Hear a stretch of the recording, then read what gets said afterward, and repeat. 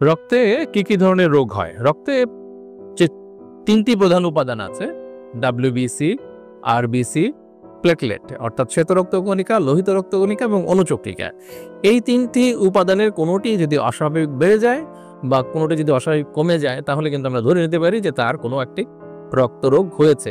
অনেক সময় অন্য কোনো রোগের প্রভাবেও কিন্তু রক্তরোগ হতে পারে, অর্থাৎ সেকেন্ডারি ব্লাড ডিজিজ।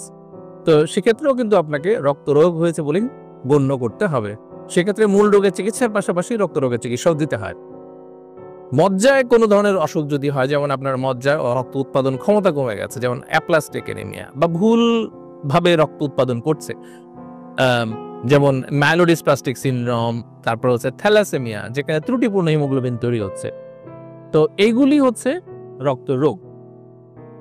এছাড়াও আরো কিছু কিছু অসুখ আছে, যে অসুখগুলোতে আমাদের রক্তের বিশেষ উপাদানগুলো ক্ষতিগ্রস্ত হতে পারে, যেমন আইটিপি। এটি একটি ইমিউন সিস্টেমের রোগ, আমাদের রোগ প্রতিরোধ ক্ষমতা সৃষ্টি করে যে ইমিউন সিস্টেম, তার অসুখ, কিন্তু আক্রান্ত হচ্ছে আমাদের রক্ত, প্লেটলেট এবং প্লেটলেট সংখ্যায় কমে যাচ্ছে। তো এগুলোও কিন্তু রক্ত রোগ হিসেবে গণ্য হবে।